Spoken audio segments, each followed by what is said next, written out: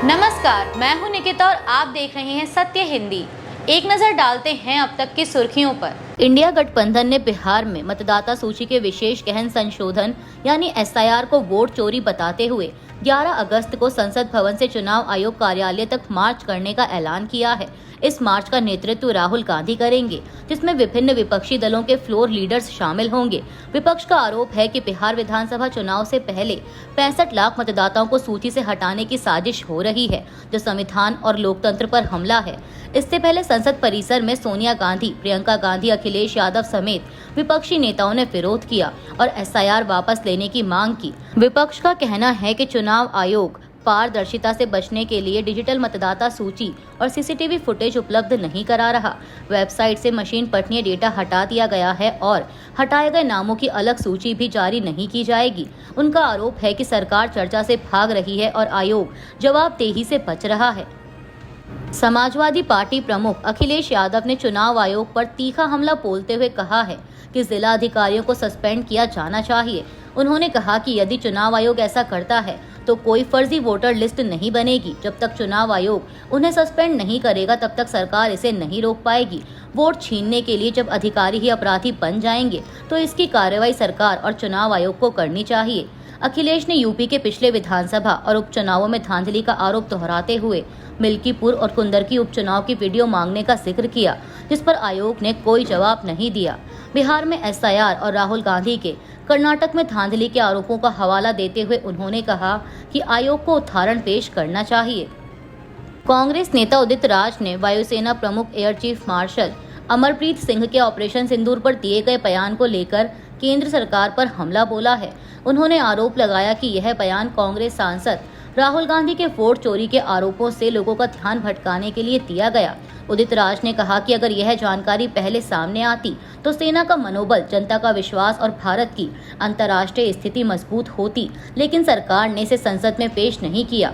उन्होंने दावा किया कि युद्ध विराम में अमेरिकी राष्ट्रपति ट्रंप का हाथ था और कई देश पाकिस्तान के साथ खड़े थे। ऐसे में यह घोषणा पहले करनी चाहिए थी। उदित राज ने चुनाव आयोग को भी बेईमान बताते हुए कहा कि राहुल गांधी ने आयोग का ही डेटा साझा किया है, जिसकी जांच कर आयोग को अपनी गलती माननी चाहिए। भारतीय सेना प्रमुख जनरल उपेंद्र द्विवेदी ने शनिवार को ऑपरेशन सिंदूर की विस्तृत जानकारी दी, जो 22 अप्रैल को जम्मू कश्मीर के पहलगाम में हुए आतंकी हमले के जवाब में शुरू हुआ था।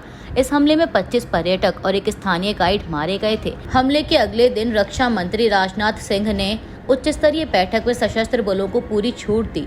25 अप्रैल को उत्तरी कमान में 9 में से 7 आतंकी ठिकानों को नष्ट करने की योजना बनाई गई और उसे अंजाम दिया गया। इसमें पाकिस्तान और POK में आतंकी ढांचे को निशाना बनाकर 100 से अधिक आतंकियों को मार गिराया गया। वायुसेना प्रमुख air chief marshal Amarpreet Singh के अनुसार इस दौरान S-400 प्रणाली से 5 पाकिस्तानी लड़ाकू विमान और एक हवाई निगरानी विमान भी गिराया गया। 3 महीने बाद आए सेना प्रमुखों के बयान को विपक्ष के सवालों और पाकिस्तान के दुष्प्रचार का जवाब माना जा रहा है, जो सरकार की दृढ़ नीति और सेना की सफलता को दर्शाता है। लेकिन 3 महीने बाद बयान देने की टाइमिंग का चयन रणनीतिक और कूटनीतिक कारणों से भी प्रेरित लगता है। हालांकि भारत की सेनाओं का राजनीति से कोई लेना देना नहीं है, लेकिन इन बयानों के राजनीतिक महत्व को खारिज नहीं किया जा सकता। इससे मोदी सरकार को अपनी छवि जनता के बीच और निखारने में मदद मिलेगी। महाराष्ट्र के मुख्यमंत्री देवेंद्र फडणवीस ने शरद पवार के उस बयान पर कड़ा हमला किया है, जिसमें पवार ने दावा किया था कि विधानसभा चुनाव से पहले उन्हें 288 में से 160 सीटें जिताने की गारंटी दी गई थी। फडणवीस ने इस दावे को मनगढ़ंत बताते हुए कहा कि ऐसे बयान सिर्फ कहानियां गढ़ने के लिए दिए जाते हैं। उन्होंने सवाल किया कि इतने गंभीर मामले में ना तो पुलिस में शिकायत की गई, ना चुनाव आयोग को बताया गया और ना ही कोई कार्रवाई हुई। फडणवीस ने EVM को लेकर चुनाव आयोग की ओर से दिए गए ओपन चैलेंज का भी जिक्र करते हुए कहा कि कोई भी उसे हैक नहीं कर पाया। उन्होंने विपक्ष पर झूठे आरोप लगाकर जनता और जनादेश का अपमान करने का आरोप लगाया। एनसीपी शरद चंद्र पवार के प्रमुख शरद पवार ने महाराष्ट्र विधानसभा चुनाव को लेकर बड़ा खुलासा किया। शनिवार को नागपुर में पत्रकारों से बात करते हुए उन्होंने बताया कि चुनाव से पहले दिल्ली में 2 लोग उनसे मिले थे और 288 में से 160 सीटें जीतने की गारंटी दी थी। शरद पवार ने कहा कि उन लोगों से राहुल गांधी की भी मुलाकात हुई, लेकिन दोनों नेताओं ने यह प्रस्ताव ठुकराकर जनता के बीच जाने का फैसला किया। पवार ने नाम पते की जानकारी न होने की बात कही। उन्होंने कहा कि चुनाव आयोग को राहुल गांधी की वोट चोरी संबंधी प्रस्तुति की जांच करनी चाहिए, क्योंकि यह पूरी तरह शोध और दस्तावेजों पर आधारित थी। पवार ने माना कि चुनाव से पहले विपक्ष को अधिक सतर्क रहना चाहिए था। साथ ही उन्होंने भाजपा गठबंधन में शामिल होने की अटकलों को खारिज किया और कहा कि उनका गुट कभी भी भाजपा के साथ हाथ नहीं मिलाएगा। चुनाव आयोग ने सुप्रीम कोर्ट में कहा है कि वह बिहार की ड्राफ्ट मतदाता सूची से 65 लाख लोगों के नाम बाहर रखने या उनके बहिष्कार के कारण सार्वजनिक करने के लिए बाध्य नहीं है। यह जवाब गैर सरकारी संगठन ADR की उस याचिका पर दिया गया जिसमें विधानसभा और बूथवार हटाए गए मतदाताओं की सूची तथा उनके नाम हटाने के कारण जैसे मृत्यु, स्थानांतरण, डुप्लीकेट या लापता प्रकाशित करने की मांग की गई थी। चुनाव आयोग ने रजिस्ट्रेशन ऑफ इलेक्टर्स रूल्स 1960 के नियम 10 और 11 का हवाला देते हुए कहा कि वैधानिक प्रावधान में ऐसी कोई बाध्यता नहीं है। इलेक्शन कमीशन ऑफ इंडिया ने स्पष्ट किया कि ड्राफ्ट सूची से नाम हटाना अंतिम बहिष्कार नहीं है और पात्र मतदाता 1 अगस्त से 1 सितंबर 2025 तक फॉर्म 6 भरकर नाम जुड़वा सकते हैं। आयोग ने दावा किया कि प्रक्रिया में ट्रांसपेरेंसी के लिए बूथ लेवल ऑफिसर्स, राजनीतिक दलों, विज्ञापनों, SMS और सोशल मीडिया के माध्यम से व्यापक जागरूकता चलाई गई है। इलेक्शन कमीशन ने ADR की याचिका को मालाफाइड बताते हुए उस पर भारी जुर्माने की मांग की। इस मामले की अगली सुनवाई सुप्रीम कोर्ट में 12 अगस्त को होगी। बिहार में चुनाव आयोग के विशेष गहन पुनरीक्षण यानी SIR के दौरान तैयार मसौदा मतदाता सूची के विश्लेषण में खुलासा हुआ है कि 2,92,048 मतदाताओं के मकान नंबर 0, 00 या 000 दर्ज है।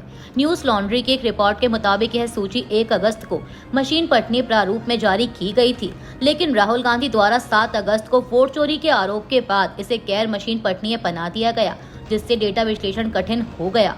मगध और पटना क्षेत्रों में ऐसे मतदाताओं की संख्या सबसे अधिक है, जिसमें ओबरा 6,637, फुलवारी में 5,905 और मनेर 4,602 शीर्ष पर हैं। वहीं बिहार मुख्य निर्वाचन कार्यालय के एक अधिकारी ने स्वीकार किया कि ऐसी गलतियां सूची में आ जाती हैं। उप मुख्य निर्वाचन अधिकारी अशोक प्रियदर्शी ने कहा कि कई बार मतदाता अपने मकान नंबर नहीं भरते। हालांकि चुनाव आयोग की वेबसाइट अभी भी ऐसे नामांकन या आवेदन स्वीकार करती है, इसलिए मकान नंबर का डिफॉल्ट मान 0 दिखाया गया है। हम इसे ठीक करने का प्रयास करेंगे। बता दें कि राज्य में 65 लाख मतदाता सूची से बाहर हैं, जिनमें 22 लाख मृत, 36 लाख स्थानांतरित या लापता और 7 लाख अन्य कारणों से। अब सभी को 1 सितंबर तक नागरिकता के प्रमाण जमा करने होंगे। विपक्ष का आरोप है कि यह प्रक्रिया बड़े पैमाने पर मताधिकार से वंचित करने की साजिश है, जबकि आयोग का दावा है कि इसका उद्देश्य पात्र मतदाताओं को शामिल करना और अपात्रों को हटाना है। चुनाव आयोग ने बिहार में डिजिटल ड्राफ्ट मतदाता सूची को स्कैन इमेज से बदल दिया है, जिससे पारदर्शिता पर एक बार फिर सवाल उठने लगे हैं।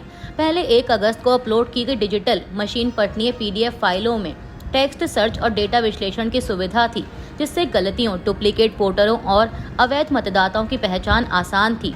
लेकिन 9 अगस्त को इन्हें हटाकर केवल इमेज फाइलें डाली गईं, जिनमें सर्च या डेटा एक्सट्रैक्शन संभव नहीं है। अब जांच के लिए हर पेज को मैन्युअली देखना पड़ेगा, जिससे पत्रकारों, शोधकर्ताओं और आम जनता के लिए गड़बड़ियों की पड़ताल बेहद कठिन हो गई है। यह कदम राहुल गांधी के प्रेस कॉन्फ्रेंस और मतदाता सूची में कथित गड़बड़ियों पर सोशल मीडिया पर बढ़ी चर्चा के बाद उठाया गया, जिससे आयोग की मंशा पर संदेह बढ़ा है। आयोग ने अब तक इस बदलाव पर कोई स्पष्टीकरण नहीं दिया है, जिससे विश्वसनीयता और जवाबदेही पर गंभीर सवाल खड़े हो गए हैं। बिहार के उप मुख्यमंत्री विजय कुमार सिन्हा ने नेता प्रतिपक्ष तेजस्वी यादव द्वारा लगाए गए 2 मतदाता पहचान पत्र रखने के आरोपों पर सफाई दी है। सिन्हा ने बताया कि जब वे पटना के कदमकुआं में रहते थे, तब पूरे परिवार का नाम बांकीपुर विधानसभा क्षेत्र में दर्ज था। अप्रैल 2024 में उन्होंने लखीसराय विधानसभा में नाम जुड़वाने और बांकीपुर से नाम हटाने के लिए फॉर्म भरा था, लेकिन किसी कारण से नाम नहीं हट सका। बाद में मतदाता सूची प्रकाशित होने पर जानकारी मिलने पर उन्होंने PLO को बुलाकर दोबारा नाम हटाने का फॉर्म भरा। उन्होंने कहा कि इन सभी प्रक्रियाओं के प्रमाण उनके पास हैं और वे हमेशा लखीसराय से ही मतदान करते हैं। अभी के लिए इतना ही। बाकी की देश दुनिया की बड़ी खबरों के लिए जुड़े रहिए सत्य हिंदी के साथ। Copyright disclaimer under Section 107 of the Copyright Act 1976. Allowance is made for fair use for purposes such as criticism, comment, news reporting, scholarship, and research. Fair use is a use permitted by copyright statute that might otherwise be infringing.